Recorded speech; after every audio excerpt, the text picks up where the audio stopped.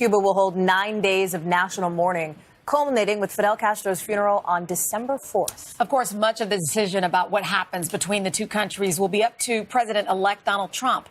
In the past, he's been critical of the thawing relations between the U.S. and Cuba. NBC's Kristen Welker is near his home in Florida with more on that. Kristen, good morning.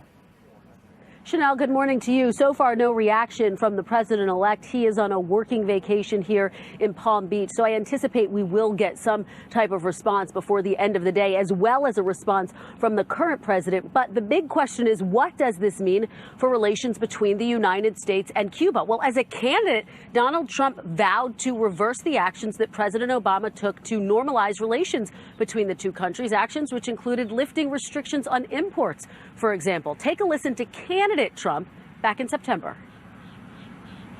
But all of the concessions that Barack Obama has granted the Castro regime were done through executive order, which means the next president can reverse them. And that I will do unless the Castro regime meets our demands. Those demands will include religious and political freedom for the Cuban people,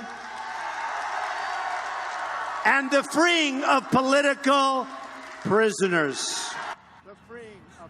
As you heard Mr. Trump say, the actions that President Obama took are executive actions, which means that a new incoming president can reverse them essentially with the stroke of a pen. But there's a reality to it. The fact is, trade has opened up between these two countries. Flights has resumed. And so it's hard to unwind all of that. This all comes against the backdrop of President-elect Trump trying to pick a Secretary of State who will, of course, be deeply involved in U.S. and Cuban relations. The two top contenders right now, hardliner loyalist Rudy Giuliani and former antagonist and more moderate Republican Mitt Romney, both very in line with Mr. Trump when it comes to Cuba. Chanel, back to you. To see what happens. Kristen, thank you.